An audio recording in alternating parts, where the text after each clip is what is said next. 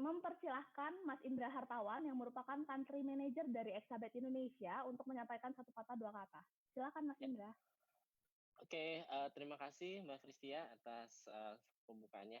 Ya, Assalamualaikum warahmatullahi wabarakatuh.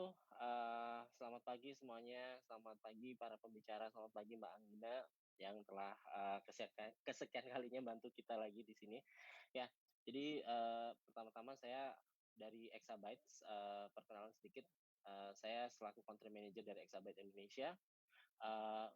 Mungkin saya jelaskan sedikit saja mengenai Exabyte. Apa itu Exabyte? Kita sebenarnya secara simple kita web hosting company.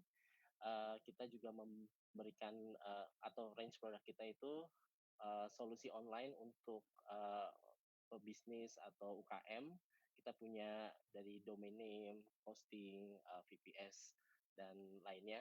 Tapi selain kita juga hanya sebagai provider hosting, kita juga melakukan beberapa aktivitas yang tujuannya adalah membantu UKM supaya mereka bisa go digital untuk lebih memudahkan mereka untuk mengerti bagaimana caranya untuk menjalankan bisnis secara online. Ya, jadi pertama-tama saya juga mengucapkan terima kasih sekali atas kehadiran rekan-rekan yang sudah menyempatkan diri hari ini, dan terima kasih atas donasinya juga yang tadi Mbak Kristia sudah sebutkan. Kita membantu sebisa kita selaku provider ya, atau gimana caranya supaya kita bisa go through together lah, bersama-sama melewati situasi pandemik ini. Ya, terus juga ini sudah hari kesekian kali buat kita ya, buat mungkin para pebisnis yang tadinya punya toko offline, pergi ke tokonya kemudian berjualan seperti normal, mungkin sekarang sudah agak terbatasi selama 3 atau hampir 2 bulan inilah ya. Nah, di situasi pandemik ini saya juga mengucapkan agak sedih juga karena ada beberapa kabar buruk juga yang mungkin kita dengar di media, di artikel dan lain-lain. Jadi dampaknya cukup lumayan, terutama di beberapa sektor yang cukup banyak ya, melibatkan atau menyerap tenaga kerja, misalnya di penerbangan, di pariwisata dan hotel dan restoran gitu. Dimana mungkin pariwisata terutama itu banyak sekali UKM atau pebisnis personal ya yang terlibat di dalamnya. Jadi Indonesia ini sendiri unik. Indonesia itu kalau misalnya berdasarkan data 97% lapangan kerjanya memang tercipta dari sektor UMKM, dan mungkin sekitar 60% lebih lah ekonomi Indonesia itu ditopang oleh UMKM ini. Nah, mungkin sesuai dengan topik hari ini lebih ke arah kita ngelihat ya gimana startup ya.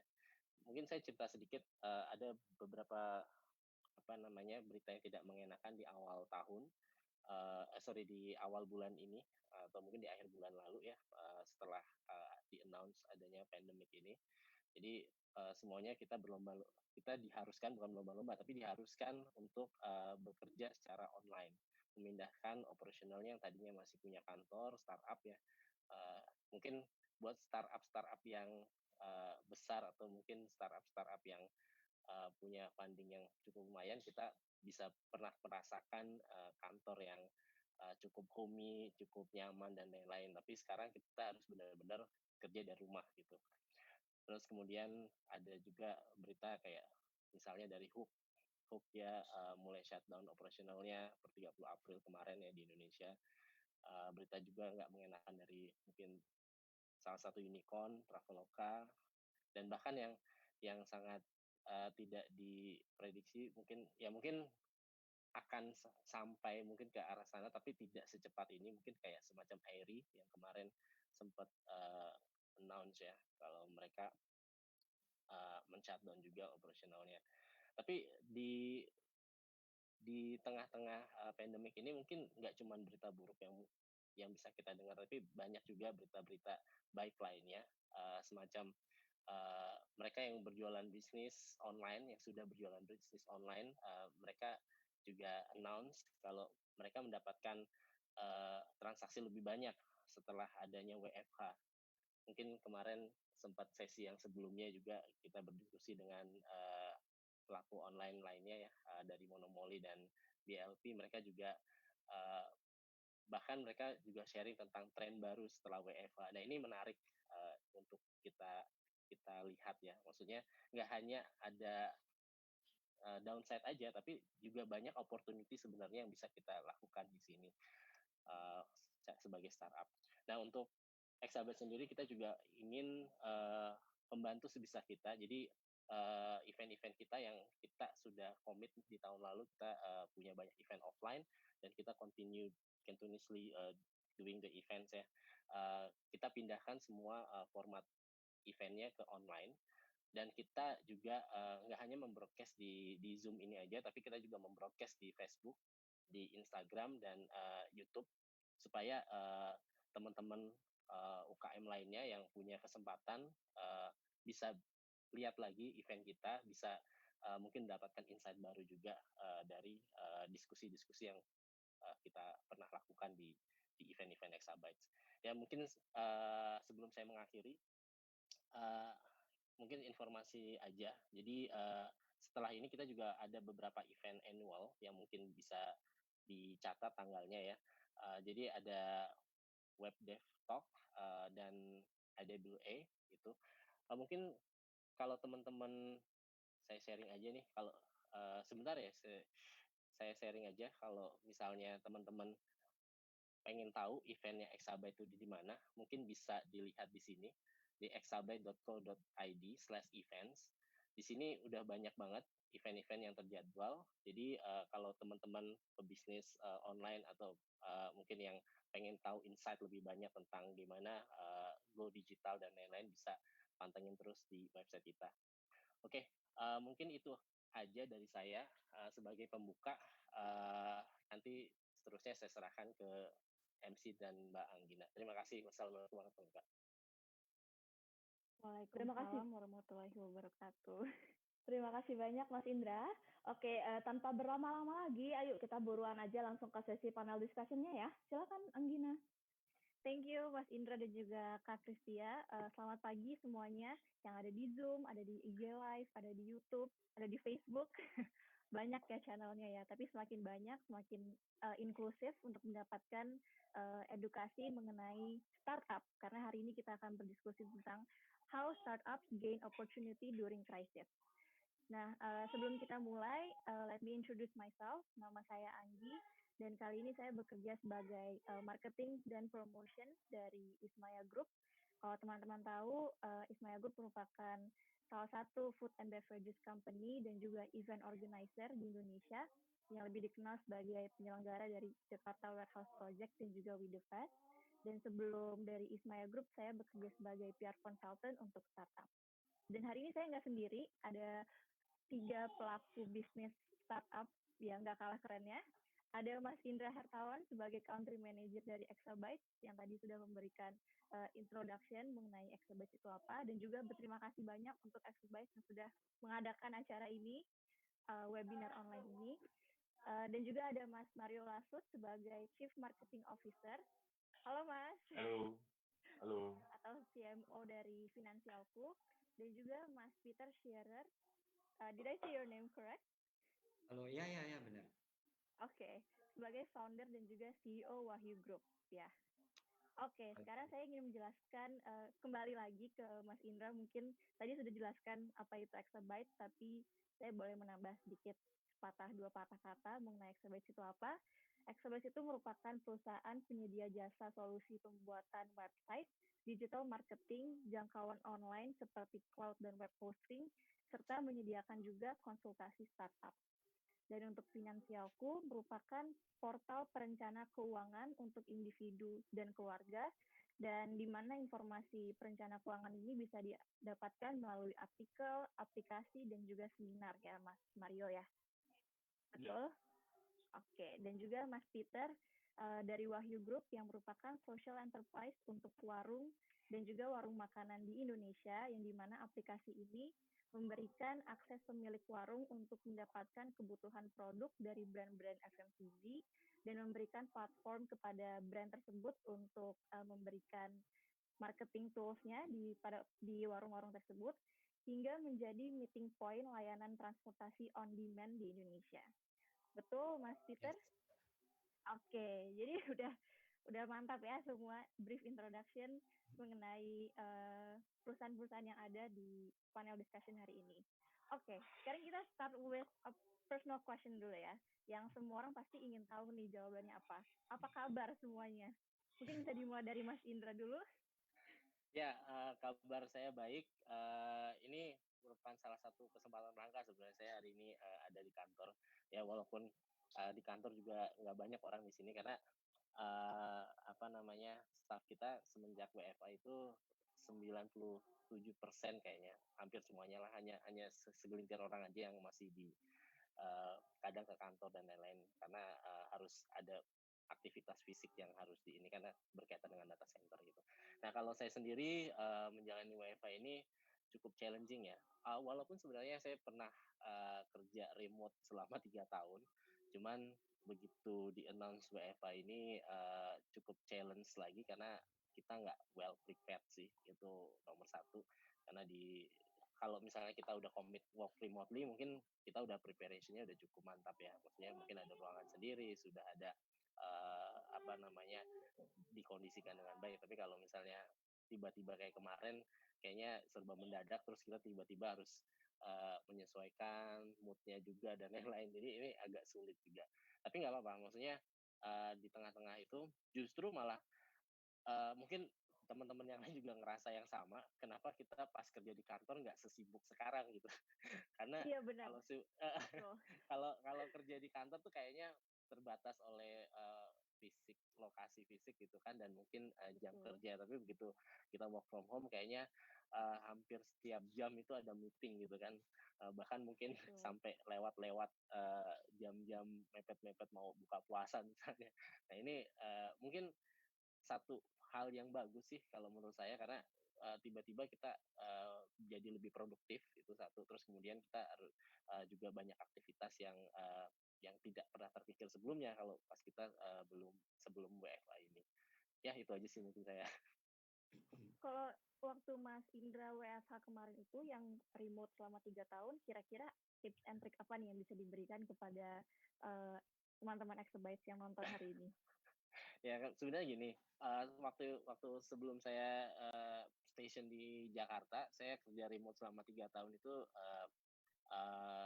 emang komitmennya, emang arrangement seperti itu. Saya kerja waktu itu dari Bali ya. Jadi ya pokoknya saya punya ruangan khusus lah buat kerja. Jadi ada kursi kerjanya sendiri. Jadi benar-benar kayak kantor tapi itu di rumah gitu. Dan ketika saya udah mulai kerja, saya kunci pintu gitu. Jadi menghindari semua gangguan.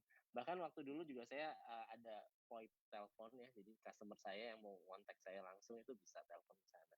Jadi tipsnya sih sebenarnya persiapannya harus benar ya, maksudnya untuk menjaga mood sama menghindari gangguan. Itu paling penting. Tapi yang nggak enaknya adalah ketika kita kerja remote, kita nggak tahu batasan jam kerja kita tuh kapan. Karena begitu kita lihat laptop misalnya, itu kayak kita pengennya kerja terus gitu. Betul. Jadi boundaries juga penting banget ya untuk work from home. Oke, kalau Mas Peter gimana kabarnya? Terima kasih, puji Tuhan kabarnya baik. Sama seperti Mas Indra tadi sih. Ternyata work from home ini jadi jauh lebih capek ya. Makanya kalau saya timbang malah saya lebih kurusan dibanding sebelumnya gitu. Wow, padahal nggak diet tapi ya.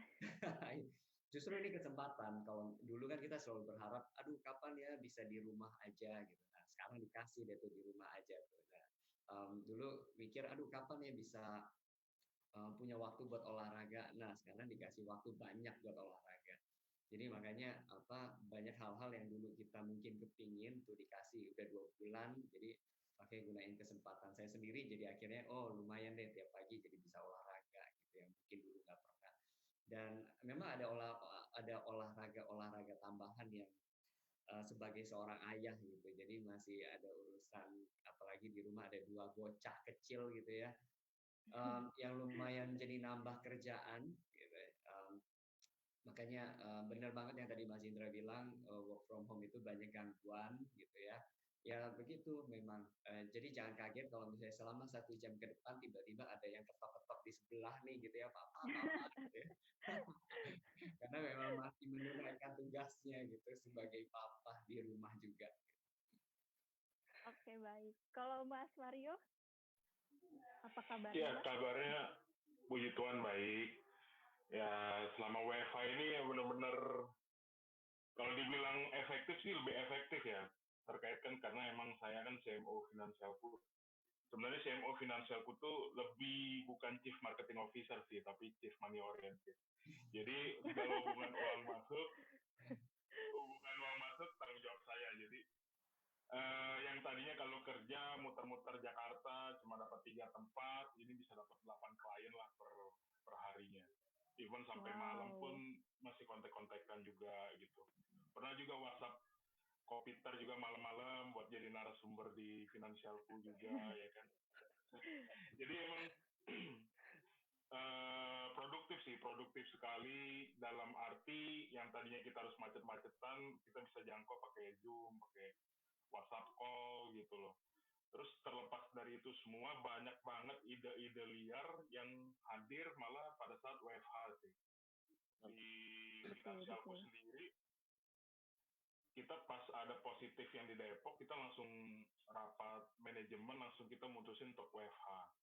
Awal kita mutusin buat WFH, saya ada timbul kekhawatiran karena biasanya saya buat identifikasi, validasi semua prospek saya harus tatap muka sama tim marketing saya atau tim bisnis saya biar tahu yang mana prospek, yang mana yang cuma di karang-karang karena saya bisa ngeliat mata orang soalnya. Terus ya udah, jadi kita membiasakan diri dari sisi manajemen, terus turun ke bawah, ternyata mereka lebih bertanggung jawab. Saya call kapan saja, mereka bisa ambil. Saya tetap hargain working hours. Jadi selama working hours saya telepon. Ya puji Tuhan banyak banget project yang tadinya nggak kepikiran, kita kepikiran lah. Ide-ide liar itu muncul, terus juga satu sisi terinspirasi juga sama sisi sosial dari Wahyu juga, kita juga mau buat movement juga gitu. Thank you Ko Peter atas inspirasinya. Terus kita mau bikin juga, nah yang tadinya kita fitur-fitur di Finansialku tuh semuanya duniawi lah. Sekarang kita mau mengarah sedikit ke surgawinya. Gitu. Jadi, amin.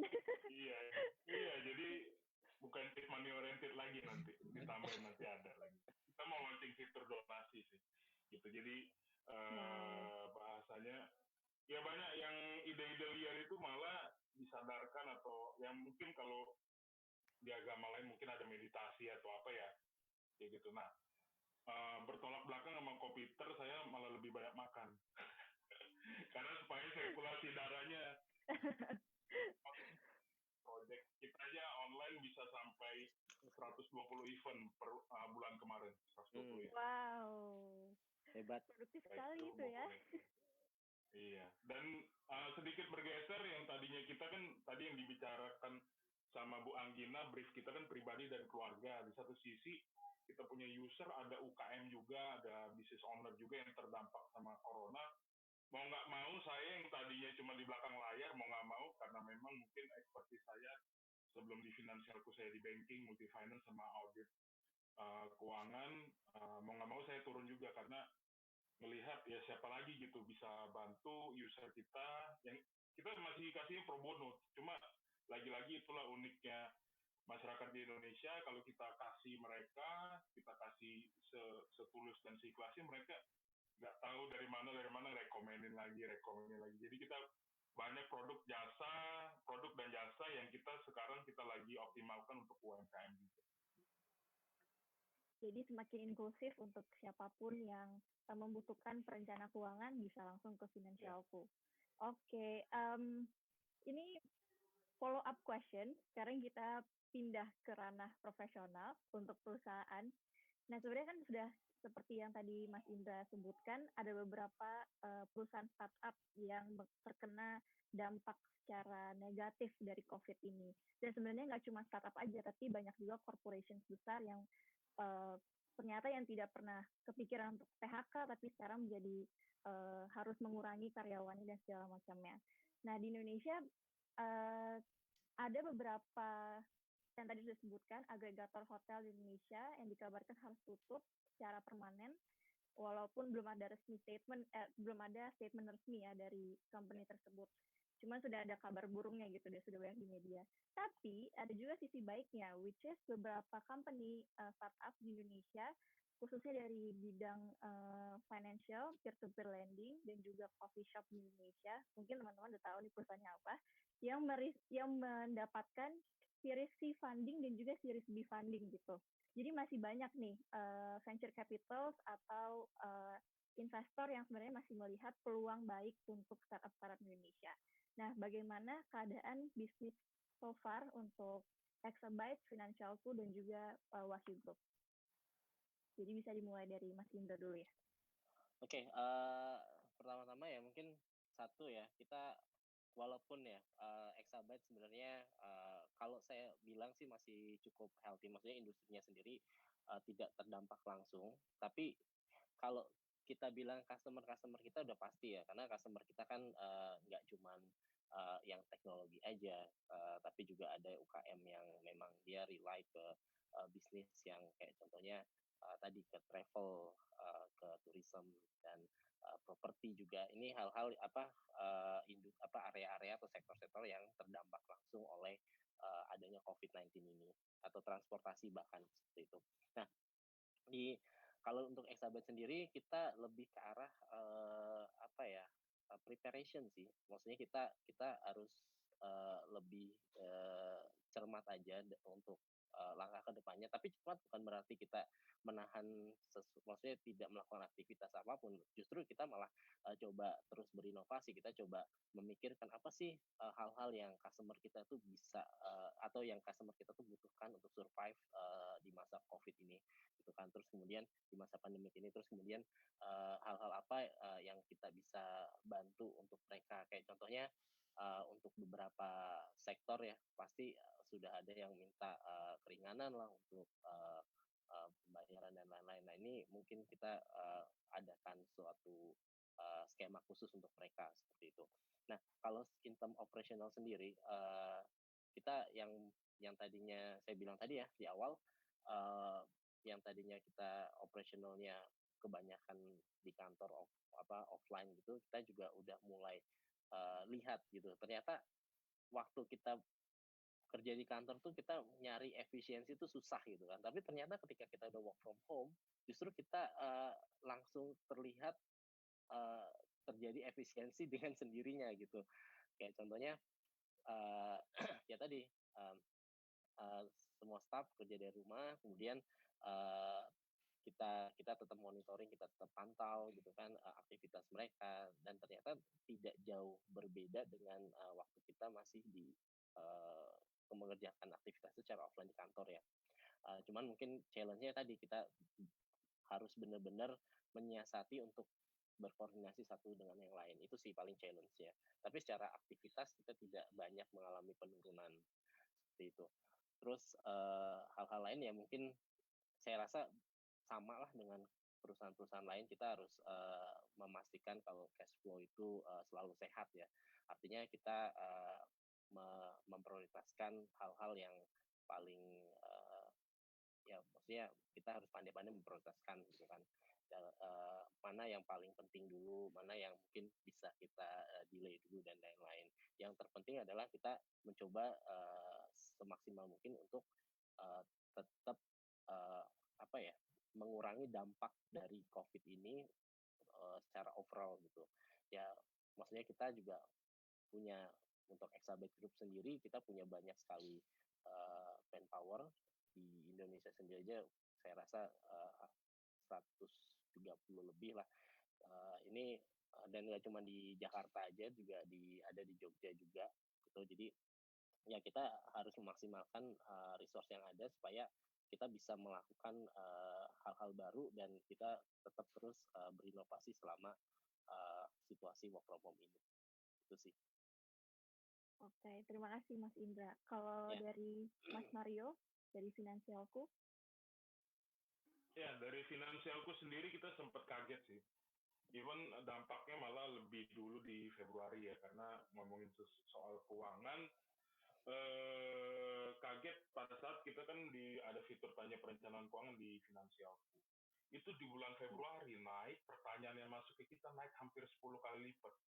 Wow. Yang tadinya cuma ratusan sampai ribuan gitu. Ini sebenarnya ada apa sih sebenarnya? Masyarakat udah kelihatan panik di sini kan, karena memang ketemunya itu bulan Februari akhir kan yang di Depok. Ini udah mulai juga panik, panik buying juga ya soalnya. Iya, panik buying juga. Jadi beberapa dari user kami yang sekarang hampir jumlahnya 250.000 pengguna, itu mulai tanya soal nyiapin dana darurat, asuransi, karena asuransi sendiri kan berhubungan sama penyakit COVID ini kan, bisa di cover nggak? Itu pertanyaan nomor satu. Pertanyaan nomor kedua yang surprisingly itu ngomongin hutang, karena pada saat iya, soalnya kan udah mulai ketakutan, ini pandemi, kalau lockdown, apalagi kan baru itu kan panik buying juga ada isu lockdown juga kan. Nah itu gimana utang-utang gitu, utang-utang segala macam. Ya udah kita respon. Sebenarnya kita nggak ekspektasi sampai seluas ini, sampai 34 provinsi. Cuma di awal Maret kita putusin work from home, terus kita doing online semua. Jujur aja Finansialku di tahun kemarin kita kontribusi lumayan gede, hampir 30% itu di event offline. Mungkin teman-teman Exabyte juga udah pernah join sama kita juga kan. Kita memang kuatnya di tahun lalu itu event offline. Jadi kita tahun kemarin itu keliling 42 kota, 17 provinsi. Gitu, kita keliling dengan sponsorship dari bank, asuransi, multi finance, pegadaian, OJK, segala macam. Nah, pastinya ada kontrak-kontrak yang seharusnya dapat dieksekusi tahun ini, namun tertunda, dan nilainya cukup signifikan, hampir 5M lah. Kalau saya uangin untuk event offline, baik dari kementerian maupun dari OJK, terus Unicorn, yang ngajak kita keliling, nah itu terdampak. Cuma lagi-lagi kalau kita cuma nyalahin keadaan, ya nggak bisa ngubah apa-apa. Di saat ini kita benar-benar dites, terus juga selain itu kan kita juga Finansialku memang presence kita kuat juga di online. Di website kita hampir 4,5 juta page view. Kita manfaatin dengan betul, kita rubah semua jadi online. Yang tadinya sebenarnya kita mau jawab pertanyaan-pertanyaan itu dengan tema-tema tertentu, ternyata direspon sama sponsor yang tadinya komit di offline, mereka pindah juga ke online. Nah ini dia, jadi di bisnis itu kalau kita cuma mikirin duit, uang nggak gitu datang dengan sendirinya gitu. Tapi kalau kita tetap value, kita hargain user kita, yang tadi saya bicarakan di awal, yang tadinya kita fokus pribadi dan keluarga, kita sedikit bergeser di UMKM. Sedikit di UMKM juga direspon baik sama supporter kita, atau misalnya produk-produk keuangan, atau pemerintah, kementerian, yang tadinya juga nggak kepikiran. Kalau kita Finansialku tahun-tahun kemarin, kalau kita mau approach kementerian, kita mesti ngetok, tapi sekarang di email kita yang datang banyak banget yang minta tolong kita untuk bantu perencanaan keuangan, cash flow management, loan management untuk teman-teman UMKM di kementerian-kementerian. Itu juga gayung bersambut, juga Unicorn juga minta konten-konten kita didistribusikan oleh mereka untuk jawab kesulitan dari macam-macam mereka juga. Jadi ya itulah namanya, mungkin Tuhan juga kasih kita suatu ujian. Cuma kalau saya percaya banget nggak pernah Tuhan kasih kita ujian yang bahasanya lewati batas kemampuan kita lah. Jadinya ini kita diuji secara tim, organisasi, secara manajemen. Kadang kalau ngomong-ngomong berdampak, adik saya juga berdampak. Adik keluarga pribadi saya juga berdampak, kena PHK juga. Ternyata perencanaan keuangan ini belum masuk even sampai keluarga saya sendiri kan. Itu hal yang mengkhawatirkan jadinya. Jadi kita tetap fokus untuk di value kita pegang terus, untuk kita bantulah seluruh lapisan masyarakat, karena itu memang mimpinya Finansialku untuk seluruh lapisan masyarakat melek finansial. Jadi kalau terjadi krisis lagi, teman-teman seluruh lapisan masyarakat juga bisa siap lah, paling nggak bergantung sama bantuan sosial, nggak bergantung sama yayasan atau organisasi kemanusiaan. Mereka bisa survive dengan sendirinya. Jadi kita fokus kurang lebih 2 bulan ini bantu mereka dulu, terus uang nggak tahu ya, namanya kita bantu orang mungkin datang sendiri jadinya. Jadi terus juga kalau ngomongin funding juga kita baru dapat tiga funding dari angel investor. Itu pun kita nggak nyari-nyari, mereka kontak kita, yuk saya bantuin secara pribadi, kita bantuin pribadi. Terus juga kita udah selesai dapat sertifikasi ISO untuk menjawab kekhawatiran pengguna kita mengenai data privacy. Kita walaupun dari sisi likuiditas kita mepet, cuma kita komitmen tetap ke user. Kita ISO 27001 sudah acquire juga, terus juga kita lagi kembangin fitur donasi, kita kembangin juga fitur e-wallet. Nah ini eksklusif di pembicaraan ini aku kasih tahu semua pengembangan kita. Sebenarnya nanti ada pertanyaan juga tuh Mas tentang funding, dan nanti Exabyte sama Wahyu Group juga bisa jawab. Tapi yang perlu di-underline bahwa sebenarnya COVID-19 ini merupakan study case yang sangat perfect ya untuk melakukan perencanaan keuangan gitu. Karena perfect banget. Iya, kapan lagi coba ini ada kondisi ekstrim. Ini kondisi ekstrim, betul. Ekstrim. Dan ini semua orang kena, mau dari industri keuangan, industri kesehatan, industri pariwisata, semuanya kena. Dan ya nanti kalau teman-teman butuh perencana keuangan bisa ke Financialku ya. Kalau misalnya butuh jangkauan online bisa ke Exabyte. Oke, sekarang kita moving on ke Mas Peter dari Wahyu Group. Gimana nih bisnis so far? Ya, kalau misalnya kita bicara soal funding, puji Tuhan Wahyu juga baru saja secure funding gitu, dari beberapa VC gitu ya. So dan akhirnya memang kalau saya boleh mewakili teman-teman VC, karena memang kebetulan sering ngobrol sama mereka, gimana sih VC during this COVID-19, apakah mereka masih active funding atau enggak. Jadi memang dari beberapa dari mereka banyak yang masih aktif, dan mungkin beberapa news ke depan juga akan ada beberapa yang di-announce gitu ya, ada beberapa startup dapat funding juga. Tapi memang ada dua hal yang harus diperhatikan. Yang pertama, memang karena pembicaraan soal funding ini udah sebelum COVID gitu. Jadi kayak contohnya Wahyu sendiri memang udah dari akhir tahun lalu gitu ya. Dan juga teman-teman yang baru dapat funding juga saya percaya obrolannya juga pasti udah dari lama.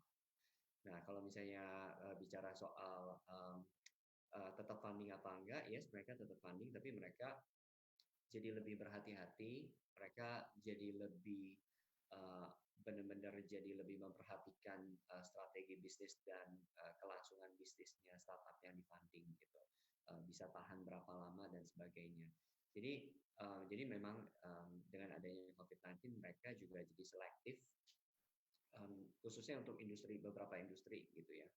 Mereka pasti lebih memperhatikan industri yang memang berbasiskan online, gitu. Karena mereka tahu healthcare itu jadi salah satu yang industri yang menarik di COVID-19, gaming, education, news, terus kemudian groceries juga salah satunya juga. Jadi segala hal yang berhubungan dengan online dan yang dibutuhkan masyarakat during COVID-19 ini jadi tetap menjadi satu hal yang menarik buat mereka juga gitu.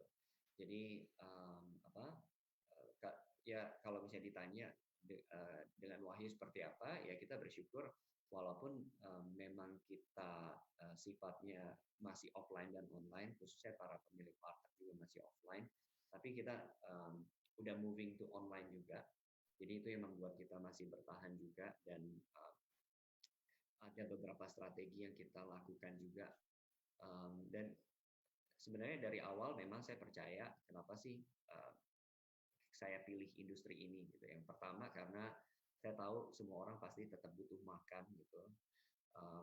Dan makanan yang paling relate dengan orang banyak itu ya makanan warteg gitu. Jadi saya percaya mau situasi kayak gimana pun orang tetap makan ke warteg dengan porsi yang cukup banyak dengan harga yang ekonomis, mereka bisa puas gitu ya. Makanya bersyukur walaupun COVID-19 ini kelihatannya cukup menggoyang dunia F&B, tapi warung makan tradisional masih bisa bertahan. Wow, itu bersyukur banget ya. Karena saya sebagai pelaku F&B juga cukup muter otak nih, bagaimana cara memberikan marketing atau branding tetap kuat dalam situasi ini. Tapi semoga ini cepat berlalu dan semuanya bisa kembali beraktivitas secara normal. Oke, sekarang kita moving on ke hiring.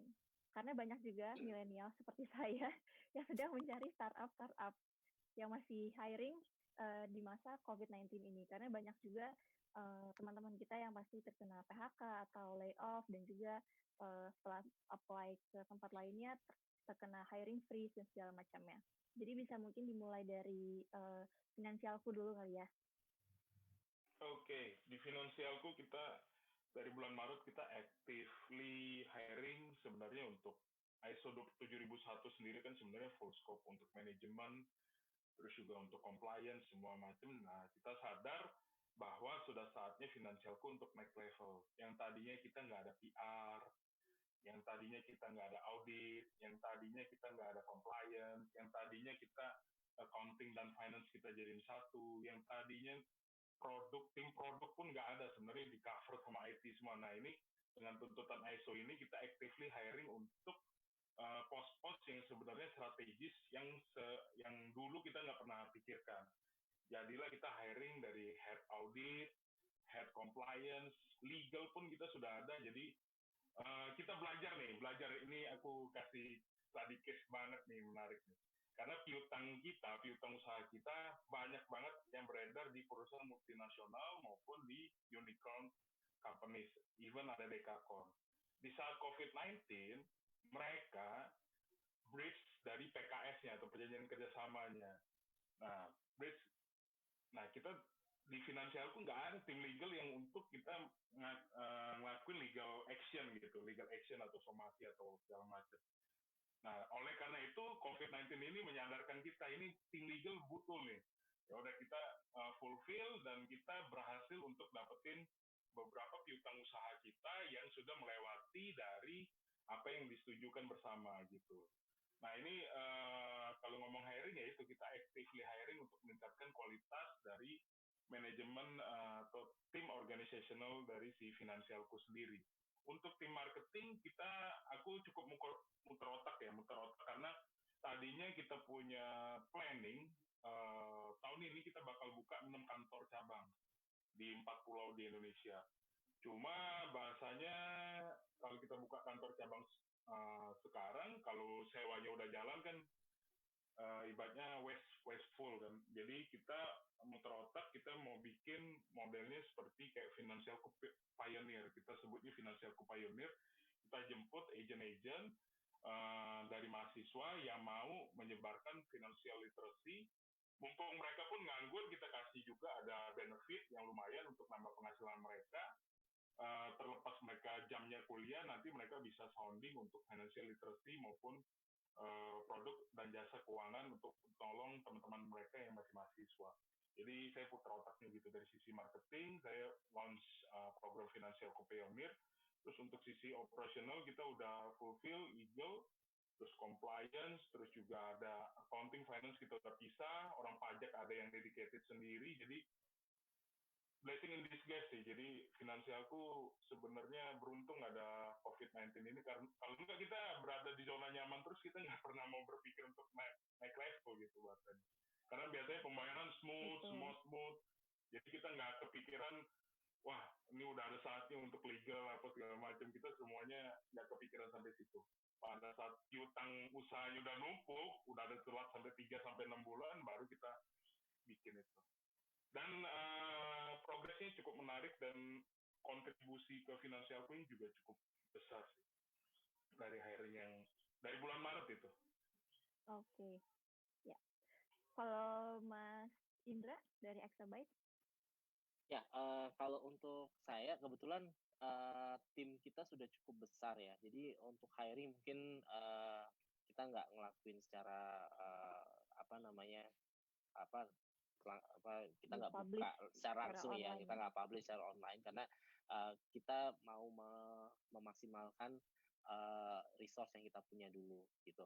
Itu mungkin sebagai salah satu strategi juga sampai kita keluar dari masa pandemi ini. Dan lagi-lagi kita nggak pernah tahu ya, maksudnya setelah PSBB dan lain-lain, mungkin kita masih tetap harus berdampingan dengan COVID-19 ini untuk beberapa waktu sampai nantinya kita ada vaksin atau apa yang benar-benar kita dinyatakan bebas dari COVID-19 ini.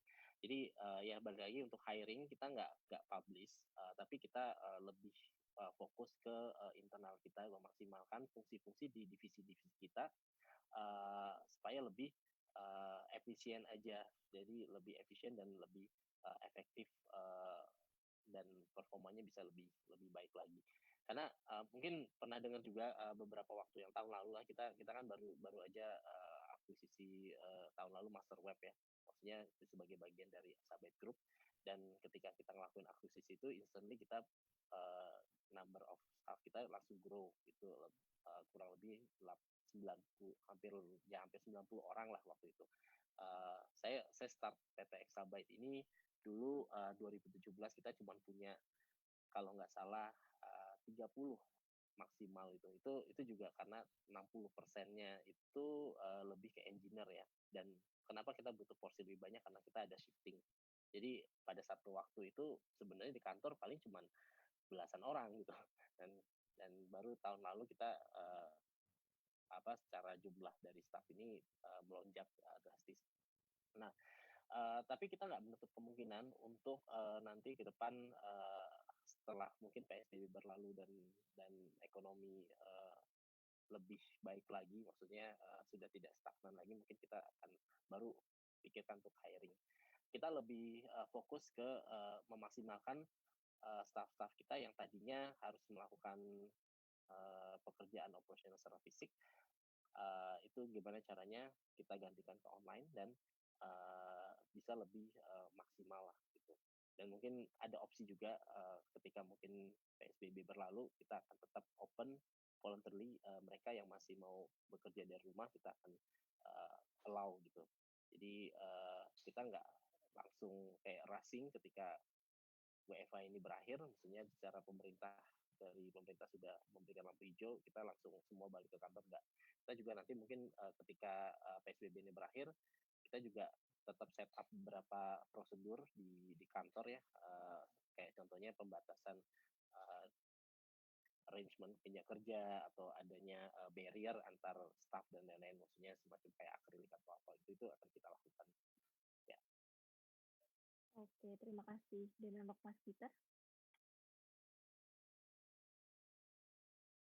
Maaf Mas, masih di mute. Kebetulan kalau di Wahyu kita lihat bahwa kebutuhan digital itu semakin tinggi, makanya kenapa kita masih hiring khususnya di tech gitu, karena kebutuhan tech makin tinggi dan ada beberapa produk yang ingin kita luncurkan gitu, yang tadinya belum ada di dalam pipeline-nya kita, tapi karena ada situasi ini kita mau luncurin gitu.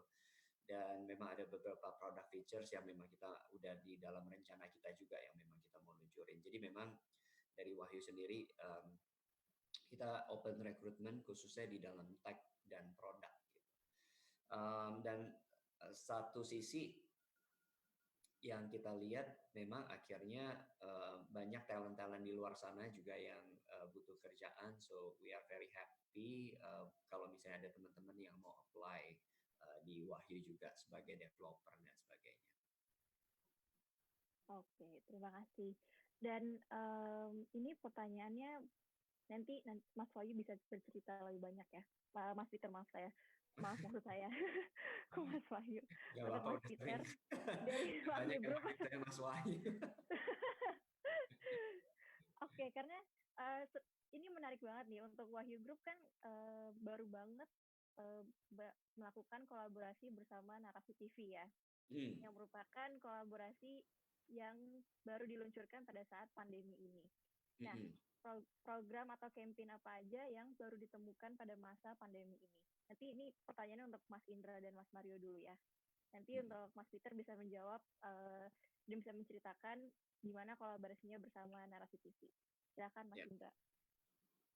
Ya, kalau misalnya dari Exabyte sendiri, kita lagi-lagi fokus ke hal-hal apa yang bisa lakukan dengan customer kita ya, terutama bagaimana cara membantu mereka untuk go through situasi pandemik ini. Jadi yang nomor satu ya, kita perbanyak edukasi, awareness tentang pentingnya go digital. Kenapa sih di samping kita punya toko offline ya, kita tetap harus punya presence di online dan lain-lain. Jadi sebenarnya di bagian ini edukasi kita tidak banyak yang berubah, tapi hanya intensitasnya lebih banyak lagi gitu. Yang tadinya karena offline keterbatasan kita juga harus arrangementnya secara fisik kan agak merepotkan, logistik dan lain-lain. Nah ketika online kita punya kemampuan untuk melakukan lebih sering lagi gitu. Jadi ini satu hal yang mungkin kita pertahankan dan kita teruskan di masa pandemi ini. Terus ya ini mungkin satu hal lagi yang mungkin di Indonesia agak agak mengesampingkan kalau saya bilang bagi pebisnis online ya, bagi pebisnis yang mereka mungkin mereka sudah sebelum masa COVID mereka sudah nyaman dengan mereka bilang oh nggak apa-apa dagangan saya laris kok, nggak perlu di online kan, nggak perlu istilahnya meregister ke ini ya, maksudnya kayak ada Gojek, GrabFood dan lain-lain itu. Jadi mereka tidak merasa penting gitu, karena walaupun mereka tidak melakukan order online gitu kan, tidak membuka untuk order online, mereka merasa kalau bisnis mereka fine-fine aja. Dan ternyata ya maksudnya dalam jentikan jari aja tiba-tiba ada isu atau tiba-tiba terjadi pandemik ini. Nah, mereka baru menyadari kalaupun mereka dulu mulai melakukan atau ya membuka bisnis mereka atau misalnya ada online presence bisnis mereka di internet ya, mungkin impact-nya tidak sedahsyat ini gitu. Jadi lagi-lagi ini yang terus kita soundingkan ke masyarakat, para bisnis terutama atau UKM yang masih belum tahu gimana caranya untuk memulai bisnis mereka secara online. Karena memulai bisnis online itu tahapannya nggak serta-merta mereka punya domain, punya website, kemudian tiba-tiba order datang sendiri, itu nggak seperti itu. Jadi tetap ada tahapan-tahapan yang harus mereka lalui itu. Minimal day one kalau mereka nggak mau punya bisnis, nggak mau punya website misalnya, mereka bisa mungkin start dari marketplace atau apa. Tapi menurut hemat saya tetap aja, maksudnya walaupun di start dari marketplace, mereka tetap butuh presence atau website dan domain ya, supaya mereka bisa ada trust gitu ketika mereka nantinya sudah mulai lebih besar atau menerima order yang lebih banyak. Terus yang kedua adalah kita juga lihat range produk kita, maksudnya tidak terbatas pada hosting aja, tidak terbatas pada VPS dan lain-lain. Kita lihat hal apa sih yang kita bisa lakukan lebih untuk memudahkan pebisnis ini untuk go digital. Nah, makanya kita sediakan satu page khusus, kita namakan solusi bisnis online. Di situ nanti mungkin saya share aja di sini. Jadi apa sih kenapa kita adakan website ini? Jadi intinya di solusi bisnis online ini lebih memudahkan mereka yang baru mau, saya baru mau misalnya go digital lah intinya gitu. Jadi lebih mudah. Apa sih yang mereka mau sebenarnya? Misalnya mau bangun toko online sendiri, oh ya. Jadi ada dua pilihan, mau kami buatkan atau mungkin ingin buat sendiri. Kemudian kalau bikin website untuk misalnya perusahaan, itu juga mau buatkan atau ingin buat sendiri. Jadi kita kasih opsi itu, karena ada juga yang mereka sebenarnya pengen go digital, tapi mereka nggak tahu caranya seperti apa gitu. Dan di sini juga kita sediakan insentif-insentif khusus untuk produk-produk tertentu ya, supaya mereka lebih ya nggak berpikir panjang lagi kenapa saya harus melakukan atau harus mengambil produk itu, karena kita cukup kasih insentif yang cukup besar di beberapa produk line up entry level kita gitu. Dan yang terakhir ya ini adanya Exabyte Digital day on air yang kita lakukan cukup lumayan sering. Nah, ini hal-hal yang mungkin kita lakukan. Nah, selain itu kita juga sedang build produk baru juga. Jadi Exabyte Builder. Jadi apa sih kemudahan apa sih yang menarik dari Exabyte Builder ini? Nantinya Exabyte Builder ini bisa membantu mereka yang mau punya bisnis hanya beberapa step saja. Jadi mereka pengen punya website misalnya, mereka hanya masukin data kayak contohnya email mereka, kemudian mereka masukin nama dan ya mungkin username password, itu kan standar ya untuk create username password. Kemudian sama misalnya toko online mereka. Nah, setelah mereka masukkan data yang singkat itu, nanti mereka langsung bisa lihat, oh ya template seperti apa nih yang kita mau. Jadi intinya sih nanti kita bikin platform yang memudahkan entry level yang nggak mau ribet dengan istilahnya persoalan setting hosting dan lain-lain. Itu mereka pokoknya pengen punya website secara instan. Nah, itu kita lebih fokuskan development ke arah situ. Hal lain juga kita lakukan di marketing ya. Jadi tadi sejalan sama Mas Wahyu sama Mas Mario juga, kita juga lihat gimana sih caranya kita bantu mereka yang terdampak ya dari COVID ini. Makanya setiap event yang kita lakukan kita juga adakan donasi. Kita kerjasama dengan kitabisa.com. Nanti ketika donasi itu masuk ke kami, kita langsung forward 100% ke kitabisa.com gitu. Jadi mungkin hal-hal ini sih yang kita fokuskan. Seperti itu. Oke, jadi Exabyte juga memberikan selain platform untuk membantu para UMKM atau UKM untuk membuat website, tapi juga menyediakan konsultasi dan juga yang sedang naik daun nih sekarang adalah information business, yaitu mengadakan webinar atau IG live seputar bersama speakers yang cukup kredibel dan segala macamnya. Karena memang work from home ini memberikan kita banyak waktu luang untuk stay on the internet ya, misalnya kayak browsing di YouTube, di Instagram dan segala macamnya. Dan udah banyak banget company atau perusahaan yang sekarang mensiasati momen-momen ini dengan mengadakan webinar atau IG live gitu. Oke, terima kasih Mas Indra. Dan kalau Mas Mario dari Finansialku? Kalau dari Finansialku kita banyak keluarin modul baru ya, karena beberapa perusahaan sendiri minta untuk penampingan PHK karyawannya.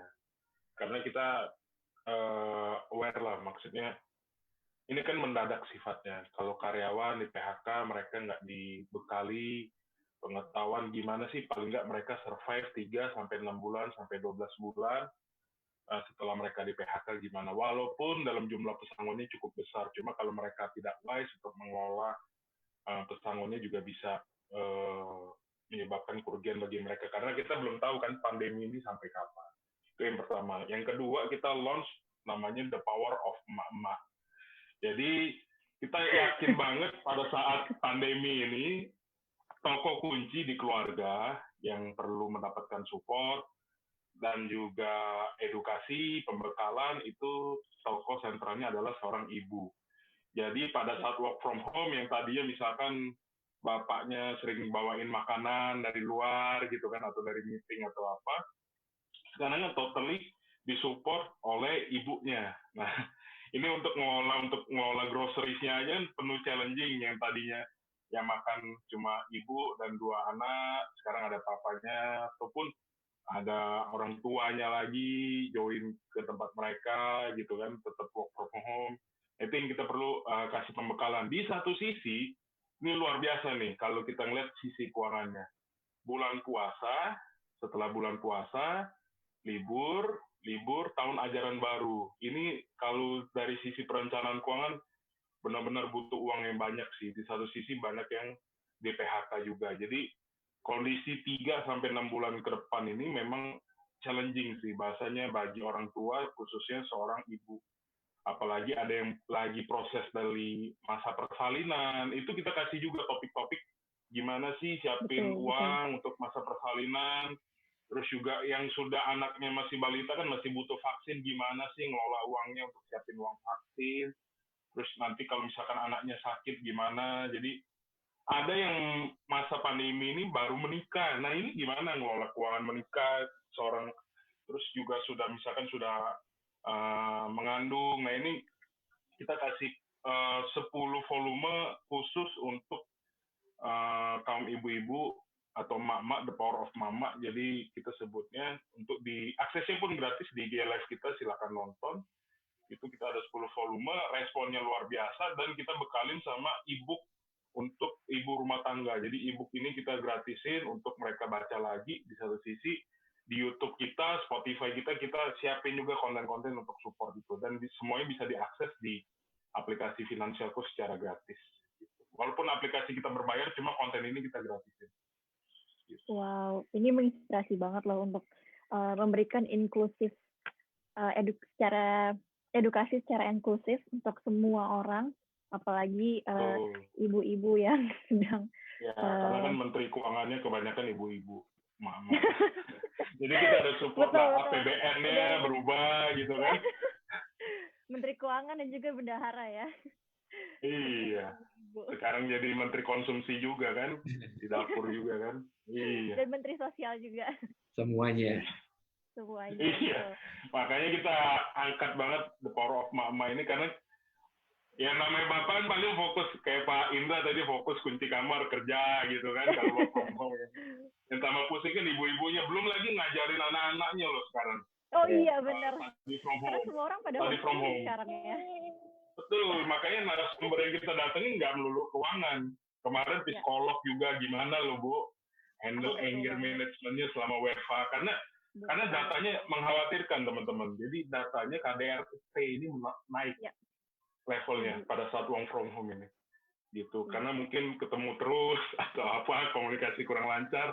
Jadi kita tandemin sama psikolog, sama dokter anak, sama guru, sama pengajar. Ya jadi kita ngambil sisi banyak lah ya, selain keuangan ya penting, tapi sisi lainnya kita harus support. Jadi ada yang beberapa yang curhat di IG Live tentang ini anak nih gimana ini, ya itu cukup ini sih, cukup berdampak lah kita ukurnya.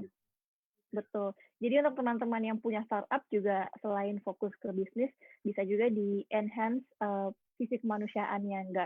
Nggak harus semata-mata tentang cara mengelola keuangan dan segala macam, tapi juga bisa diangkat bagaimana cara kita menghandle psychological effects yang kita dapatkan dari COVID-19 ini. Karena saya setuju banget sama Mas Mario, karena saya suka banget sama topik psikolog, jadi kayak agak menyinggung dikit tadi, langsung pengen jump in juga. Memang the number of KDRT itu sekarang atau domestic violence juga cukup naik, dan sangat memprihatinkan ya, karena kita semua tuh di rumah gitu loh, and home is supposed to be a place yang safe, yang aman, nyaman gitu, tapi ada beberapa teman di luar sana yang harus mengalami ini semua, dan please seek help untuk siapapun yang mengalami ini. Bisa di Google, atau kemarin saya lihat di Instagram Jakarta Info, dia memberikan hotline atau nomor telepon khusus untuk orang-orang yang mengalami domestic violence. Oke, dan sekarang kita move on ke Mas Peter atau Wahyu Group. Saya nggak salah lagi ya kali ini. Tadi kan janji nih untuk menjelaskan tentang narasi TV. Jadi silakan waktunya. Oke, jadi tujuannya Wahyu kan ada sebenarnya untuk membantu pemilik warung supaya bisa lebih baik, gitu, supaya lebih sejahtera, dan positioning kita memang kita sebagai mitranya warung makan. Dan ternyata dampak dari COVID ini ada beberapa warung yang tutup, terutama mereka yang di daerah perkantoran, gitu, karena memang kantor-kantor pada tutup dan mereka sepi. Kalaupun mereka buka dan akhirnya malah jadi rugi karena makanannya nggak ada yang makan, gitu ya.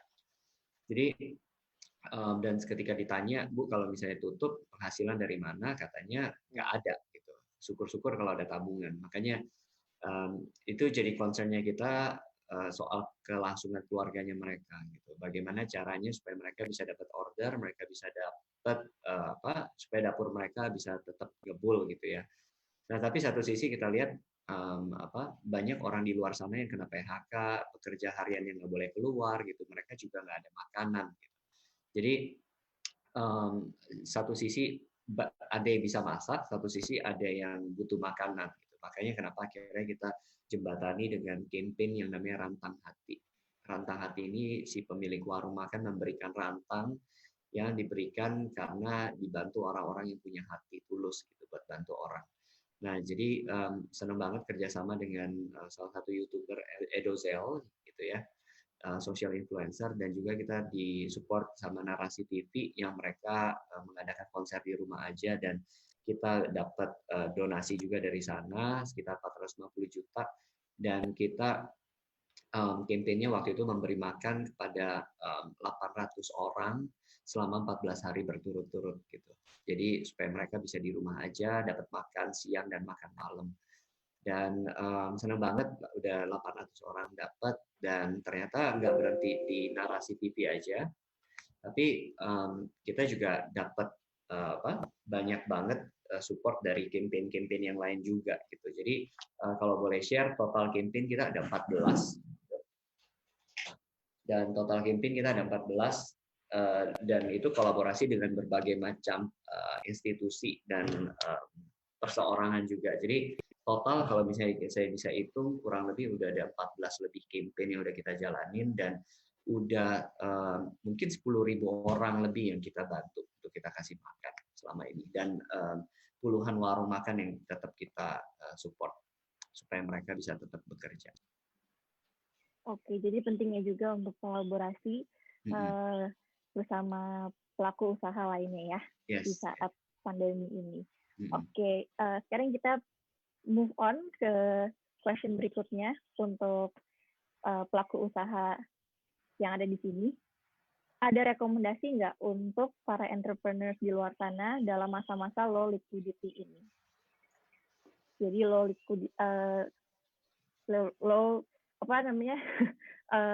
liquidity yang sekarang terjadi karena COVID-19 ini. Mungkin bisa dijelaskan pertama dari Mas Mario dulu kali ya, dari segi keuangan. Karena pertanyaannya sangat finance. Oke. Jadi bahasanya sih, aku sih sebenarnya ada, kalau Exabet mau ngundang aku lagi, aku ada sesi 2 jam sih buat ngebahas ini. Jadi kupas semua, cuma yang ini kurang aja lah ya. Kalau dari sisi kas sendiri itu anggaran harus dievaluasi. Jadi banyak banget perusahaan-perusahaan di luar sana yang udah goal setting di akhir tahun ataupun awal tahun. Nah itu budgetingnya harus dievaluasi lagi. Jadi pos-pos anggaran itu banyak banget kan yang sebenarnya, misalkan untuk perjalanan dinas, transport, terus misalkan untuk listrik, air yang sekarang udah pindahin ke work from home atau jualan misalkan food and beverage dari rumah, berarti kan asumsinya kan anggarannya ada yang nggak kepakai. Anggaran ini setelah dievaluasi bisa dimasukkan ke dana darurat. Dana darurat itu sebenarnya untuk antisipasi kondisi-kondisi seperti ini. Itu satu. Untuk dari sisi kas, itu ada lagi misalkan perketat acceptance atau misalkan anggaran kas keluar gitu, itu harus diketatkan lagi. Terus sering-sering catat keuangan ini, aku kasih tahu mungkin dari selama aku berkarir di dunia keuangan itu 80% UMKM, kas pribadi dan kas bisnis ini jadiin satu. Nah, itu 80% aku bisa bilang itu. Nah, mulai dipisahkan teman-teman. Kalau mau pakai aplikasi sederhana bisa pakai aplikasi finansialku. Walaupun kita untuk pribadi dan keluarga, cuma kita ada fitur-fitur yang membantu teman-teman semua untuk memisahkan kas pribadi dan kas bisnis. Terus juga catat aset-asetnya. Suatu saat misalkan butuh kas cepat, aset produktif bisa digadaikan atau bahasanya disekolahkan atau apa untuk menjaga sisi likuiditas. Itu dari sisi aset. Terus untuk piutang usaha, udah mulai nelpon ke lawan transaksi, tolong dong, ini kita ya tahu kamu susah, aku susah, cuma maksudnya tolong kita meet at the middle lah paling nggak. Itu satu. Terus sisi inventory untuk teman-teman food and beverage mungkin lebih bijak sekarang mulai didefinisiin jualan-jualan mana yang bisa cepat muternya. Itu satu, karena kan kalau misalnya food and beverage itu kadaluarsa kan jadi hal yang penting. Atau sekarang trennya teman-temanku yang usaha food and beverage sekarang bikin minum lebih gede. Yang tadinya 300 ml sekarang jadi 1,5 1 liter. Terus kalau untuk yang makanan siap saji bisa sistem dengan frozen, karena frozen itu kan menambah umur dari si barang itu. Nah, itu nambah likuiditas juga, karena yang kita cari sekarang kita jual, yang paling penting itu sebenarnya bukan omset, bukan profit pada saat pandemi. Yang paling penting itu cash flow. Jadi bahasanya kita fokus jual yang bisa muter cepat. Nah, kalau soal penjualan itu kan rumusnya P kali Q. P kali Q itu price kali quantity. Jadi harga dikali kuantitas. Jadi kalau mau muternya cepat, ya saranku ya price-nya harus diturunin. Cuma price diturunin, kita mesti tahu dulu harga pokok penjualannya. Jangan sampai kita rugi, terus kali kuantitinya biar bisa lebih cepat. Nah, teman-teman food and beverage sekarang yang punya misalkan warung kopi atau apa bisa dibundling.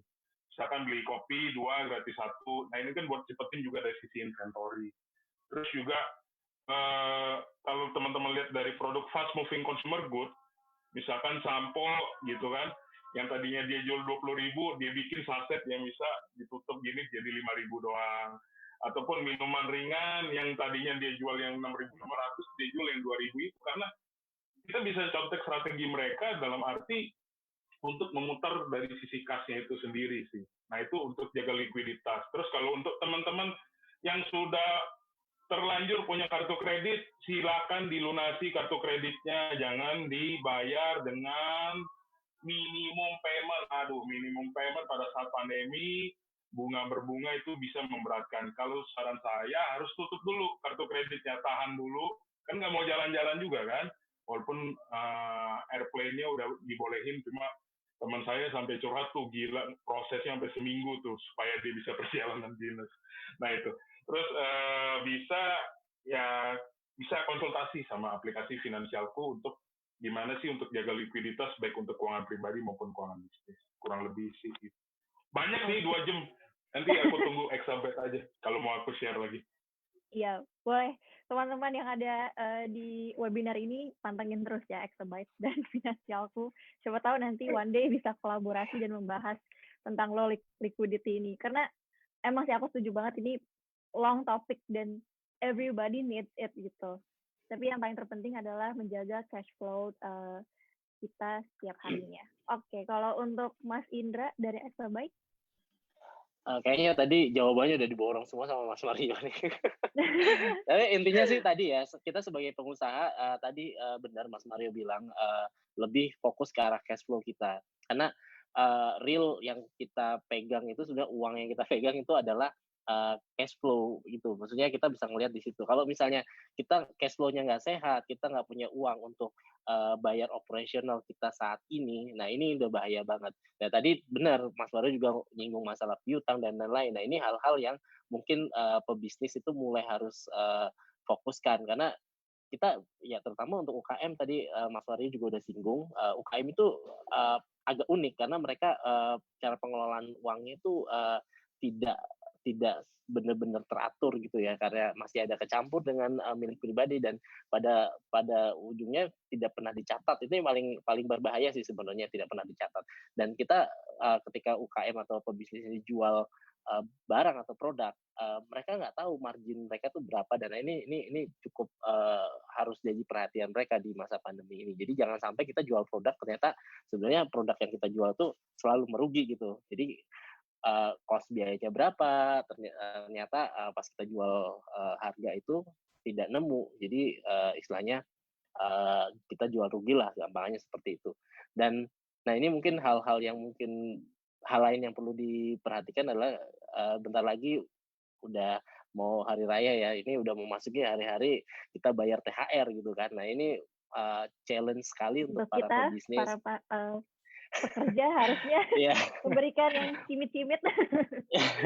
Nah ini juga harus di planning jauh-jauh hari, jangan sampai baru H-2, H-3 ketika kita harus mengeluarkan THR itu kita baru panik, ternyata kita nggak punya cash untuk ngelakuin. Nah ini para pengusaha harusnya lebih concern lagi lah. Jadi jangan mengignore hal-hal kecil yang sebenarnya kalau terus-terusan diignore itu dampaknya itu signifikan untuk perusahaan, bahkan bisa mungkin kolaps. Dan ketika dan ya maksudnya terburuknya kita harus melakukan pengusaha ini harus tutup bisnisnya, harus melakukan layoff dan lain-lain. Ini suatu hal yang jangan sampai terjadi. Nah makanya di sini kita harus fokuskan ya benar tadi, cash flow sih nomor satu, itu harus yang paling utama kalau untuk saya ya. Oke, terima kasih Mas Indra. Dan Mas Peter dari Wahyu Group, mau menambahkan atau?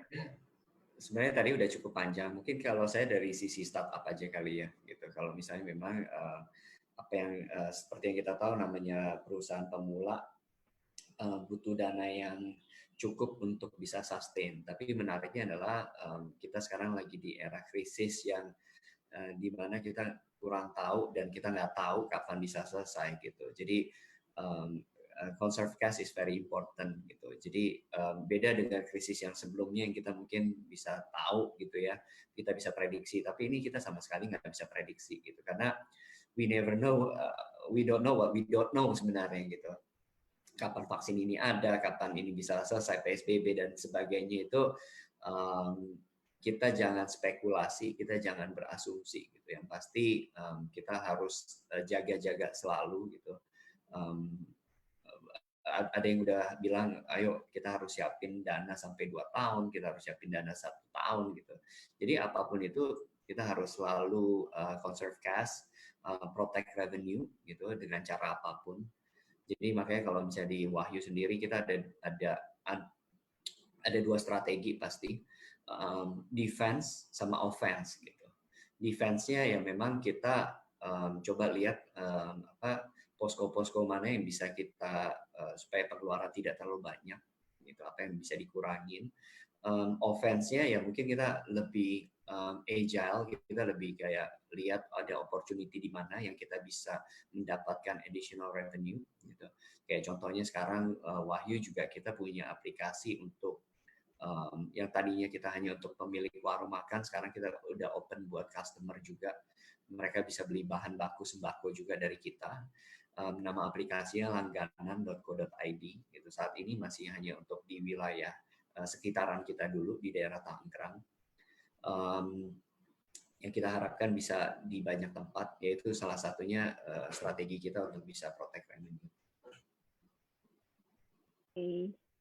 Oke. Banyak banget ya insight-nya.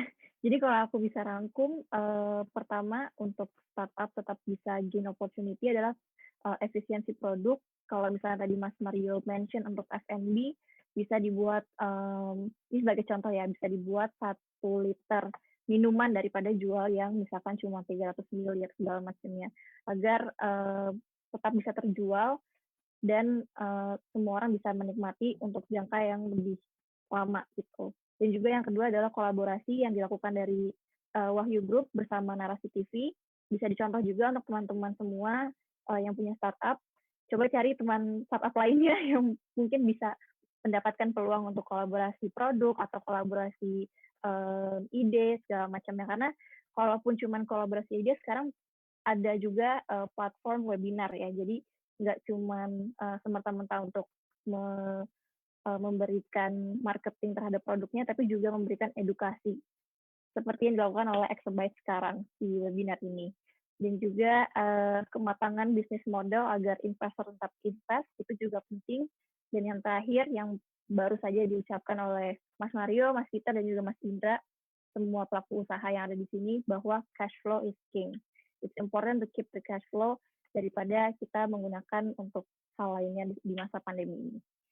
Oke, ini kan sebenarnya waktunya udah mepet ya, malahan lebih.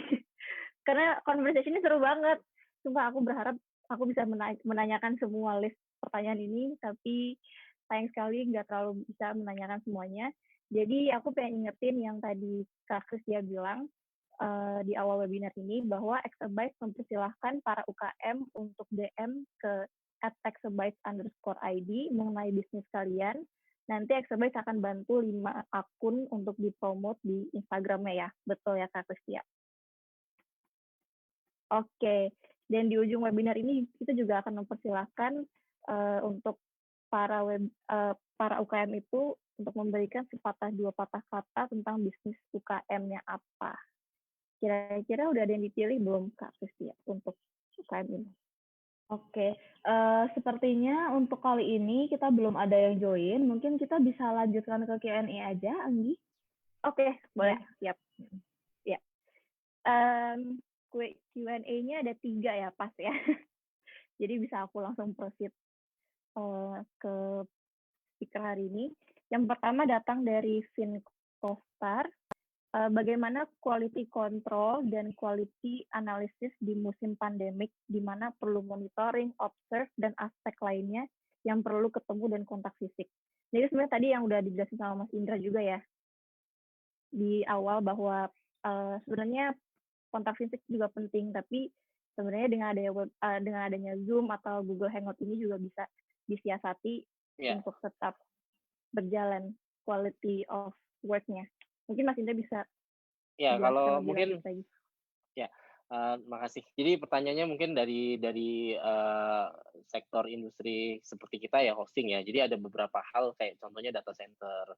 Kita juga manage data center kita sendiri, kan nggak mungkin ya kalau misalnya data center itu tidak ada monitoring fisik sama sekali ya. Atau mungkin mereka yang punya bisnis yang butuh storage kayak misalnya untuk makanan ya, itu kan harus kontrol inventory check dan lain-lain. Itu nggak mungkin kalau nggak ada fisik. Makanya untuk beberapa saya rasa untuk pemerintah juga untuk beberapa industri itu masih mengizinkan operasional tapi dengan minimum manpower gitu. Nah kalau untuk di XAB sendiri memang staff yang kita masih aktifkan adalah orang yang melakukan pengecekan fisik.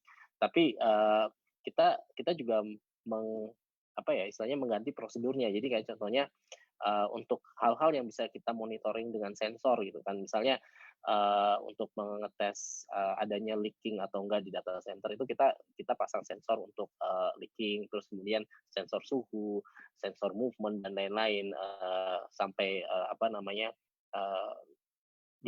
sampai ke dalam rak dan lain-lain itu kita maksimalkan dengan sensor-sensor tadi yang bisa dimonitoring secara online dari smartphone-nya si staff ini sendiri.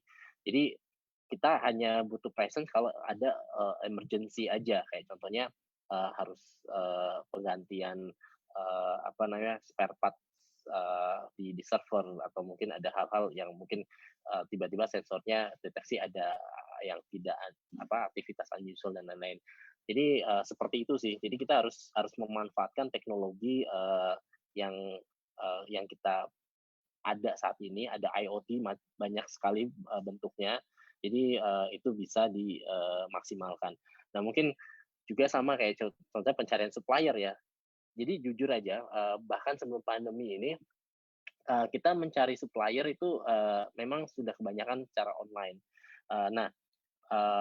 Mungkin ada beberapa barang yang memang kita harus tinjau secara langsung, ya itu mungkin bisa diakali dengan video conferencing atau mungkin bisa mengirimkan demo 360 derajatnya. Jadi tentang produk itu sampai sedetail mungkin gitu. Dan ini mungkin tips-tips juga untuk yang berjualan online ya, ketika mereka menaruh produknya online juga kalau bisa angle-nya jangan hanya dari satu atau dua sisi aja, kalau bisa lebih detail.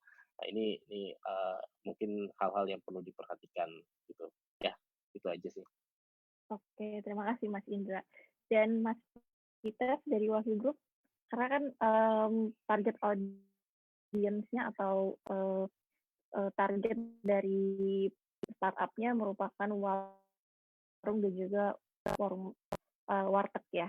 Jadi bagaimana caranya masih bisa tetap monitoring, observe, dan memberikan aspek lainnya yang perlu ketemu?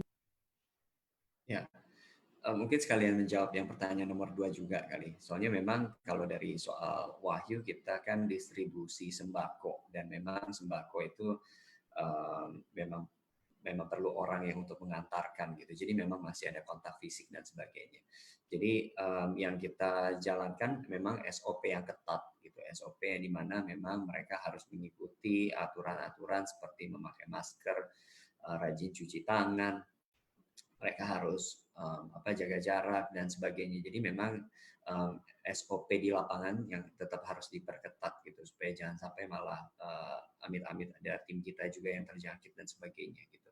Jadi memang tidak bisa dihindari, tapi kita bisa tetap waspada dan tetap kita jaga. Oke, terima kasih Mas Peter. Dan untuk Mas Mario dari Finansialku mungkin bisa jawab pertanyaan selanjutnya ya, karena ini cukup berhubungan dengan perencanaan keuangan lagi. Dari Kak Friska Andalusia, izin bertanya Kak, saya sebenarnya belum traction untuk startup saya, dan ide startupnya tentang sewa alat camping atau alcamp.id. Menurut kakak-kakak semua, apa langkah yang dapat dilakukan agar tetap bertahan di kala pandemi seperti ini? Dan kira-kira marketing seperti apa yang efektif agar tetap income? Oke, ini sewa alat camping ya. Baru kemarin saya nonton di Kompas TV. Jadi ada satu objek wisata di Jawa Tengah yang dijadikan pemerintah kota setempat untuk jadi lokasi karantina. Dan tinggalnya di camping. Ini benar-benar lokasi karantina yang paling seger kalau menurut saya. Di camping, terus di bawah kaki gunung, tuh. Itu mungkin bisa dicontek lah bahasanya. Mungkin kontak beberapa pemerintah kota atau pemerintah provinsi, ya kan? Kan jadi sales juga tuh. Disewain ya. Asal nanti setelah disewain ya ada protokol kesehatannya. Jangan sampai virusnya ngelekas terus disewain lagi kemana-mana. Cuma ini menarik banget karena saya pas lihat di Kompas TV itu, wah keren banget, ini orang yang sakit apa aja bisa sembuh kali karena dia karantinanya ada kolam ikannya, terus tinggalnya di camping, jadi masing-masing camping itu ada berjarak untuk masing-masing pemudik yang udah terlanjur mudik ke kota apa ya, Wonosobo atau apa, ke sana terus di karantina sama pemerintah kotanya, lu masuk dulu nih ke sini di objek wisata. Ini benar-benar beda dari yang lain karena yang di kota lain itu dimasukin ke rumah angker lah, ke rumah apa. Iya. Mas Mario, itu kota ya. saya Mas Mario. Betul kan? Purbalingga. Iya, oh Purbalingga ya. Lupa saya nama itu nih. Itu di bawah kaki gunung, dilihat terus kalau mereka mau jalan-jalan tuh ada spot-spot duduk, di spot-spot duduknya juga di sekeliling objek wisatanya. Nah itu mungkin bisa jadi peluang gitu loh bahasanya. Aku belum tahu nih tinggalnya di mana, mungkin bisa ditargetin ke sana. Karena kalau zaman sekarang kan posisi gunung-gunung juga kayak misalkan camping-camping juga dibatasin kan gitu. Kalau aku bisa kasih instead di situ. Terus kalau untuk yang operasional yang harus fisik tadinya untuk perekaman webinar, video itu memang CEO kita kan punya levelnya sendiri, maksudnya standarnya sendiri untuk webinar. Cuma aku kasih masukan, kita namanya ada teknologi, namanya Zoom, ya paling kita kencengin dari sisi sinyal, seminggu, 2 minggu, akhirnya kita beralih fully pakai Zoom, atau nggak pakai StreamYard, atau nggak pakai OBS, gitu, pakai teknologi yang ada, kita bayar sedikit, cuman untuk menghindari, even CEO kita kena corona kan amit-amit juga, wah, ntar gue pusing sendiri nanti. Gitu, jadi bahasanya nanti kita hindarin untuk beralih ke teknologi. Tadinya kita ngelihat wah susah banget kalau standarnya setinggi ini gitu. Cuma kita trial and error, ternyata bisa meet sesuai ekspektasi CEO kita sekarang fully pakai dari rumah aja. Even operatornya aja dari rumah gitu. Tinggal kita modalin pakai modem gitu. Modem kita sampai beli 5 kartu tuh untuk jadi backup si operatornya untuk kalau satu mati ini gitu. Sampai kita bayar juga untuk biaya pemasangan fixed line untuk internet service providernya. Untuk antisipasi itu daripada resiko kita, kerugian kita lebih tinggi. Even masa work from home ini aja kita ada satu personel kita yang positif. Itu makanya kita benar-benar maksudnya bingung juga lu udah work from home ngapain aja gitu kan. Dia nekat mudik atau apa saya nggak tahu sampai dia terkena COVID. Kita bingung juga gitu. Padahal kita udah 100% udah work from home. Kita nggak ada. Ini orang produk yang kena. Jadi kan bingung juga. Udah remote working, mungkin dia ke minimarket gitu kan. Iya, kontak betul. fisik atau apa, saya kurang tahu juga sih. Gitu. Iya, karena emang penularan dari COVID-19 ini sangat cepat ya. Bahkan kalau bisa diberikan rasio itu 1:100 gitu. Oke, terima kasih Mas Mario, dan sepertinya semua pertanyaan yang ada di hari ini sudah dijawab oleh semua speaker. Dan mungkin sebelum kita tutup webinar hari ini ada dua patah kata dari speaker kita. Mungkin bisa dimulai dari Mas Peter dulu. Oke, jadi buat teman-teman pelaku usaha di sana, kita harus seperti yang dibilang ya, bahwa virus ini kita nggak pernah tahu sampai kapan, dan kita nggak bisa prediksi ini bisa selesainya kapan. Jadi udah saatnya kita bisa move on, kita bisa lebih punya mindset yang kita bisa positif gitu ya. Jangan cuma sekedar menunggu dan melihat menunggu pertolongan gitu, tapi kita harus lebih reaktif. Kita bisa lihat peluang yang ada sekarang, karena saya percaya every crisis itu selalu menghasilkan new opportunity and new leader gitu. Jadi selalu ada pemenang-pemenang baru gitu di dalam setiap krisis.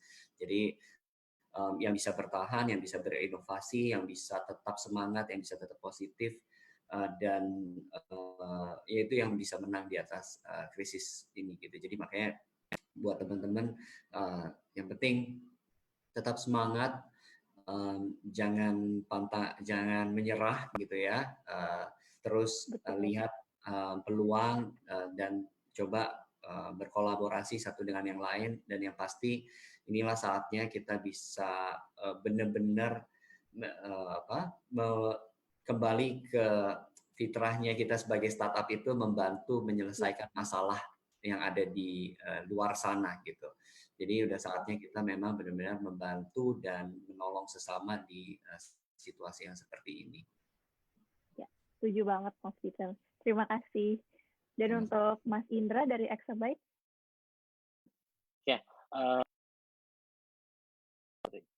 Ya, kalau dari saya pesannya sih sebenarnya lebih ke arah kita sebagai pelaku bisnis ya. Jadi dengan adanya pandemik ini kita harus tetap putar otak tadi ya. Gimana caranya kita terus melakukan operasional secara maksimal. Terus kita juga sudah pasti ada beberapa job fungsi yang mungkin itu tidak relevan lagi atau mungkin hilang karena adanya situasi work from home ini. Nah ini buat kita sebagai pemilik bisnis jangan langsung mengambil keputusan singkat aja. Jadi kita harus memaksimalkan semua resource, mungkin agak tweaking sedikit fungsinya, SOP-nya dan lain-lain supaya kita nggak kehilangan banyak istilahnya pekerja lah. Jadi kita harus tetap memaksimalkan mereka supaya membantu bisnis utama kita. Terus mungkin hal lain, banyak hal opportunity tadi Mas Peter tadi udah bilang secara nature-nya startup itu apa sih sebenarnya ya, kita startup kan mengubah tren, mengubah istilahnya cara pola pikir atau juga kebiasaan masyarakat ya. Jadi dulu dengan adanya misalnya Gojek, Grab dan Uber itu benar-benar mengubah pola masyarakat, dan dengan adanya teknologi juga, adanya AI, adanya apa yang berkaitan dengan teknologi juga mengubah perilaku manusia. Jadi sebenarnya COVID juga sama, maksudnya pandemik ini juga sama, itu akan mengubah pola hidup kita sebagai masyarakat, dalam bermasyarakat maupun dalam bisnis dan lain-lain. Dan ini sudah mulai terlihat, yang tadinya mungkin 2-3 bulan terakhir kita kayaknya pesimis kalau working remotely itu adalah sesuatu yang menjadi pilihan, tapi ternyata sekarang kita lihat malah justru ini satu-satunya cara kita untuk mempertahankan bisnis. Jadi ini hal-hal yang mungkin kita perhatikan dan gimana caranya kita bisa mengambil opportunity dari hal-hal ini. Banyak bisnis yang mungkin mereka putus asa kayak, oh saya nggak mungkin lagi jualan baju di tengah pandemi ini. Ternyata enggak, ternyata tren fashion berubah. Seperti yang diskusi yang sebelumnya dengan monomoli, ternyata tren fashion berubah, bisnis skincare makin maju mungkin dan lain-lain. Jadi hal-hal ini yang harus kita tetap perhatikan, dan bagaimana membuat bisnis yang kita jalankan ini tetap relevan.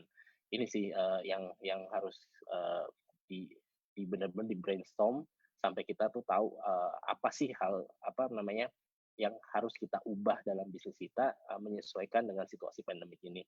Dan jangan salah, maksudnya setelah pandemik ini berlalu, berakhirnya work from home, mungkin ditemukannya vaksin dan lain-lain, saya agak pesimis sih. Maksudnya kita bisa balik 100% ke masa di mana sebelum pandemik ini terjadi. Karena dalam kurun waktu beberapa bulan ini ada hal kebiasaan kita yang sudah berubah selama sekali gitu, udah mungkin hampir 180 derajat berubah ya.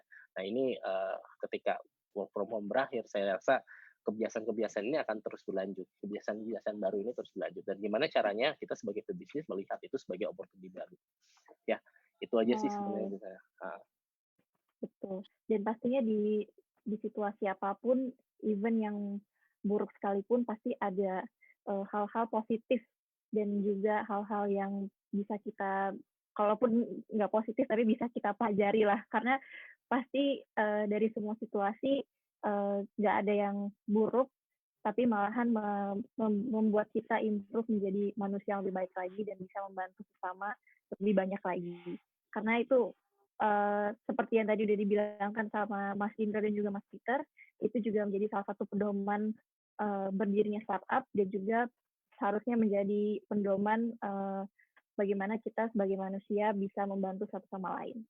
Gitu. Dan untuk Mas Mario? Kalau dari saya mungkin satu, adaptif.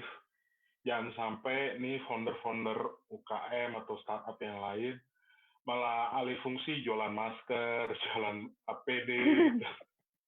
Itu bukannya aku ngelarang sih, itu kan cari opportunity. Cuma maksudnya tim kan bakal nanti kan bertanya-tanya, kok kita jadi ini, apa bos kita atau CEO kita kurang pede sama bisnis modelnya atau apa. Ganti bisnis model boleh, maksudnya asal adaptif dan nggak terlalu keluar jauh. Itu yang pertama. Terus yang kedua, ini kan kita kan bekerja dan bertanggung jawab sama hajat hidup minimum sama perusahaan kita sendiri. Kita harus terbuka lah. Keterbukaan ini yang jarang saya temuin di beberapa business owner selama masa pandemi ini. Mereka masih denial ataupun masih menolak. Karena mungkin udah 20 tahun berbisnis, sudah melewati, misalkan udah ngelewatin 98, ngelewatin bom Bali, ngelewatin krisis 2008, ngelewatin macam-macam krisis lah. Mereka merasa pede boleh, cuma maksudnya harus bisa harus bisa terima kenyataan bahwa kondisinya tidak bakal sama lagi dengan yang kemarin. Terus dari sisi keuangan, mulailah catat keuangan, mulailah bikin kebiasaan untuk menganggarkan keuangan yang tadinya saya paham banget, karena dulu saya pernah jadi banker, dia nggak pernah mau masukin duitnya ke bank. Padahal kan misalkan bank itu maksudnya dalam arti banyak hal-hal yang sebenarnya mereka harus bisa rekonsiliasi, terus juga mereka bisa ukur asetnya mereka kuat nggak dibandingin hutangnya. Ini sebenarnya banyak poin-poin yang harus UMKM ya, masa mau jadi UMKM terus kan nggak harus naik level ya kan gitu bahasanya. Terus yang terakhir itu bahasanya ya kita punya tanggung jawab ke masyarakat juga di luar sana. Jadi kita juga jangan mikirin diri kita sendiri, kita juga harus berbagi orang lain. Sama yang terakhir itu kolaborasi. Itu kalau di dunia startup mungkin di Indonesia sudah sedikit demi sedikit yang mau kolaborasi lah. Aku senang banget di masa pandemi ini sudah mulai beberapa startup, even yang unicorn pun sudah mulai mau ajak bareng, yuk kita bikin gerakan bareng segala macam. Karena memang kalau kita startup ini kan berkacanya di Silicon Valley kan. Silicon Valley aja even kayak Microsoft sama Apple pun walaupun mereka bersaing pun di satu titik waktunya mereka harus kolaborasi, mereka bakal kolaborasi. Itu yang sebenarnya poin positif di masa pandemi ini, karena kalau kita, ini kan masalahnya pandemi global, kalau cuma kita, perusahaan kita sendiri yang survive, yang lain collapse, itu kan dari sisi industri jadi yang tadinya udah gede, skopnya jadi kecil lagi. Gitu. Jadi dari sisi industri keuangan sih udah di-hit dari tahun lalu sih. Dari masalah isu asuransi, masalah apalagi masuk pandemi ini reksadana juga di-hit gitu. Jadi come on lah, kita harus kolaborasi bareng lah bahasanya. dan perlunya juga bahu-membahu membantu sama lain ya. Nggak cuma Betul. masyarakat, tapi juga pelaku bisnis lainnya gitu. Supaya semua orang bisa survive dan menjadi sejahtera di masa pandemi ini. Mungkin saya tambahin dikit kayak Mas Mario. Boleh Mas Peter.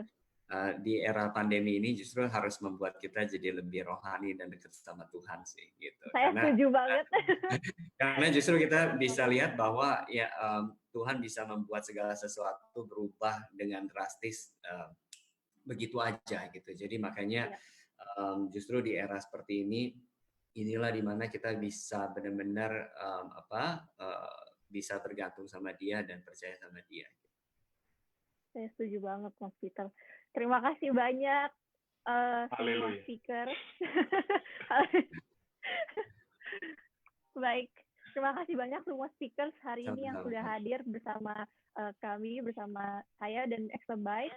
Terima kasih Kak Kristia dan Mas Indra dan juga timnya yang hari ini sudah menyediakan waktunya dan menyelenggarakan webinar yang sangat insya Allah ya, sangat inspiratif untuk teman-teman semua, nggak cuma pelaku bisnis aja, tapi juga mungkin ada murid atau anak kuliahan atau fresh jobbers gitu, karena memang banyak banget hal yang bisa kita petik dari masa pandemi ini, dari segi keuangan, dari segi bisnis model, dan juga dari segi teknologi apa aja yang bisa kita siasati untuk menghadapi krisis ini. Dan pasnya juga jangan lupa untuk tetap berdoa, karena memang cuma Tuhan aja yang tahu ini kapan selesainya. Dan sekali lagi terima kasih banyak. Saya bersyukur sekali untuk mendapatkan kesempatan yang kedua kalinya untuk menjadi moderator di Exabyte. Dan mungkin ada yang mau tambahin lagi atau sudah? Dadah-dadah saja. Ya. Saya ada meeting lain, mohon maaf. Ya. Siap Mas Peter. Terima kasih Mas Peter, Mas Indra, dan Mas Mario. Terima kasih. Dan juga Mas Yudru. Semoga sukses terus dan selamat siang, selamat jaga kesehatan. Terima kasih. Dadah. Dadah.